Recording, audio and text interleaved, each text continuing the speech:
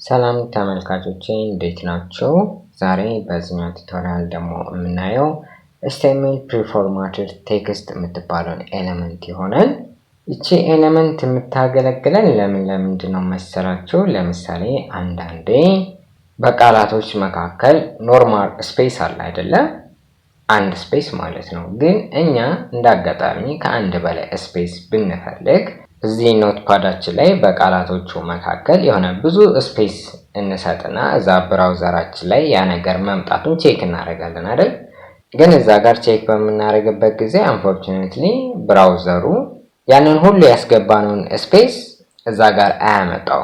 ራዘር የሚያመጣት አንዷን ስፔስ ብቻ ነው፣ ፕሮፐሯን ስፔስ ማለት ነው። በቃላቶች መካከል ምናምን መኖር ያለባት።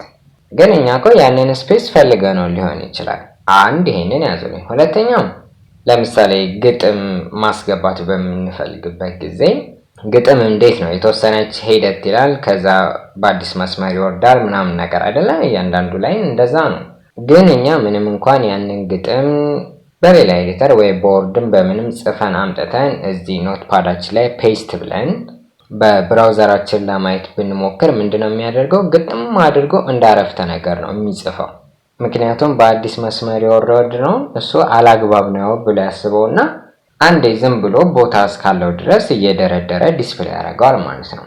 እና እንደዚህ አይነት ነገሮችን አቮይድ ለማድረግ የምንጠቀምባት ታግ ወይንም ኤሌመንት አይነት ነች preformatted text የምትባለው ማለት ነው። እንዴት ነው የምታደርገው የሚለውን በተግባር እናያለን። ያው ከዚህ በፊት እንዳልኳችሁ ይሄንን አስቀድሜ አዘጋጅቻለሁ ፔጅ ስትራክቸሪንግ preformatted text በሚል HTML ፋይል ሴቭ አድርጌያለሁ። ስለዚህ እሷን እንክፈታትና በቀጥታ ምን እንደሚፈጠር እኔ ኦኬ ደብል ክሊክ preformatted ይችላልና ይሄንን ክሎዝ ልበለው። በጣም ጥሩ።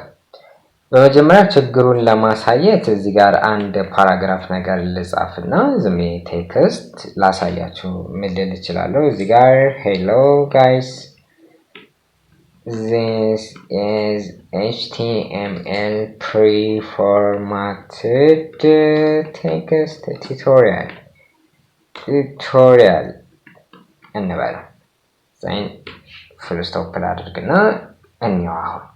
አሁን ሪፍሬሽ ብናደርገው እዚህ ጋር ኦኬ ሴቭ አላልኩትም። ሪፍሬሽ ብናደርገው ከዛ እዚህ ጋር ይመጣልናል። በጣም ጥሩ። አሁን ምንድነው የመጀመሪያ ያልኳችሁ እዚህ ጋር hello guys በሚለው መካከል ለምሳሌ እንደዚህ በቃላቶቹ መካከል ስፔስ እንዲኖረኝ ከፈለኩኝ እንደዚህ ኖትፓድ ላይ አደርጋለሁ አይደለ? ከዛ እስቲ እዚህ ሄጅ ሪፍሬሽ ባረገው ምን ይለወጣል? እሺ ይሄንን ሴቭ ልበል መጀመሪያ። ሪፍሬሽ ባረገው ይሄው ምንም የተለወጠ ነገር የለም። አንድ ስፔስ ነች እንዳለች ነች። ይሄ ምክንያቱም ምን ብያችኋለሁ? በቃ ብራውዘሩ ይሄን ነገር ሲያሳየን የተጠቀማችሁት እዚህ ጋር ስፔስ አላግባብ ነው መሆን ያለበት እንደዚህ ነው ብሎ ራሱ አውቶማቲካሊ ስለሚወስደው ነው።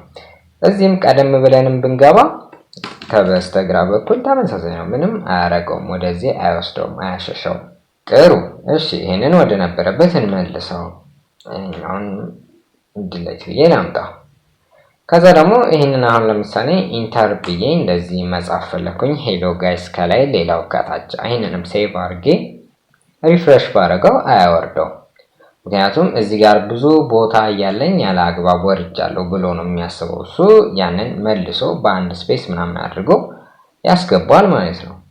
ይሄ በጣም አስቸጋሪ ነገር ነው፣ የምንፈልገውን ማድረግ ስላልቻለ ማለት ነው። እና እንደዚህ አይነት ነገርን እንዴት መከላከል እንችላለን? አክቹአሊ መጀመሪያው አማራጭ እዚህ ጋር ምንም ሳንቸገር አሁን ለምሳሌ አዲስ መስመር መውረድ ከፈለገን ብሬክ ማለት እንችላለን አይደል? ይሄንን ሴቭ አድርገን ሪፍሬሽ ብናደርገው እንደዚህ ከታች መስመር ይወርድልናል። in addition ስፔስ መስጠት ከፈለኩኝ ወደፊት እንመጣበታለን። end nb sp ከዛ ሴሚኮሎን ብናደርግ ይቺ ኢንቲቲ ተጨማሪ ስፔሶችን ትጨምርልናለች። ኦኬ መጀመሪያ በዚህ ሴቭ አድርጌ ላሳያችሁ ምን ያክል እንደምትጨምር። እና ይሄን ያክል ጨምራለች። እቺን ጀስት ኮፒ ያደረግን መሄድ እንችላለን። ኮንትሮል ሲ እንበልና ይሄን ቪ ሴቭ አድርጌ ይሄንን ሪፍሬሽ ባደርገው ይሄና የምንፈልገው ኤክስትራ ስፔስ ይጨመርልናል። ግን ይሄን ነገር እስከመቼ? አንደኛ ይሄ በጣም ብዙ ነው፣ ለእይታም አይስብም። ስለዚህ ይሄን ነገር በምን መከላከልና ማምጣት እንችላለን?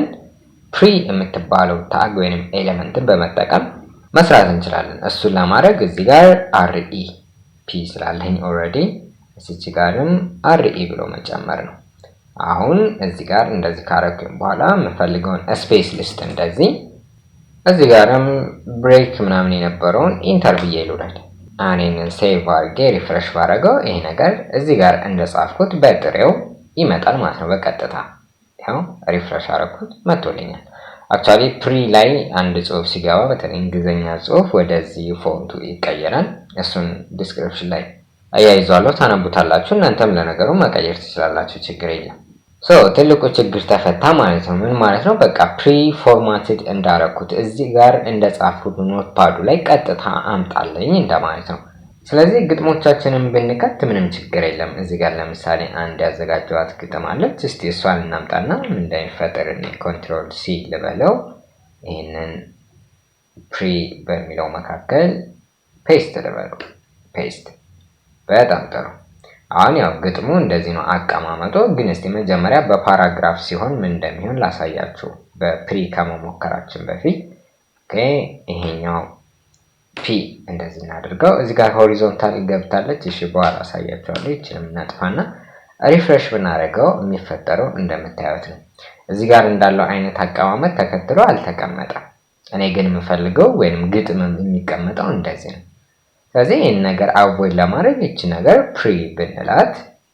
ኦኬ እንትኑ ታይፒንጉ በአማርኛ ሆኖብኝ ነው። እዚህ ጋር መልሼ ላስተካክለው። አሁን እዚህ ጋር ፕሪ ብለው ከታችም እንደዚሁ ፕሪ እንበለው። ይህንን ሴቭ አድርገን ሪፍሬሽ ብናደርገው ይሆናል ግጥሙ በምንፈልገው አይነት አቀማመጥ ተቀምጦልናል ማለት ነው። ይህን ይመስላል በቃ ኤችቲኤምኤል ፕሪፎርማትድ ቴክስት የምትባለው ኤለመንት።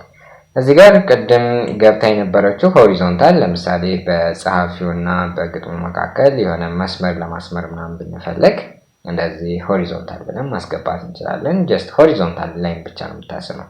ያው ለዚች ብዬ አንዲት ቱቶሪያል ስለማልሰራ እንደዚህ በአጋጣሚ ላሳያቸው። ሌሎችም እንደዚህ አይነቶች ይኖራሉ። ያው በግጥሙና በጸሐፊው መካከል ሆሪዞንታል ላይን አስገብቶልኛል ማለት ነው። ይህን ይመስላል ፕሪፎርማትድ ቴክስት። ስለተከታተላችሁኝ በጣም ነው የማመሰግነው።